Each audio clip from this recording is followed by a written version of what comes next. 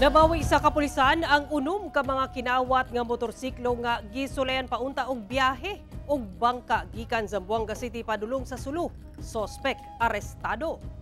Wabot sa unom ka mga motor ang nakatagdang ipamalik sa mga tag-iya human kini na recover ato sa gipaygayng operasyon sa kapulisan sa usa ka pribadong pantalan sa Baliwasan Seaside sa Zamboanga City niadtong Domingo sa kadlawon. Gipangkawat matud pa kini sa 25 anyos nga lalaking sospek. Nakatagda unta kining ibiyahe sa mga sospek padulong sa Sulu sakay sa usa ka motorized bangka.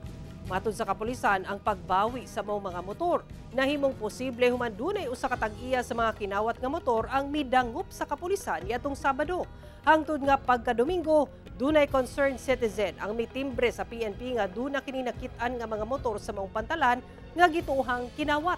Sa paspas ng gimong operasyon sa PNP, bigula nga kawat ang maong mga motor sanglit walay igong dokumento nga gipakita ang maong sospek. Gilang giaresto ang sospek og posibleng mag-atubang og kasong may kalabutan sa motorcycle theft. Wala pa kini miluwat og pahayag.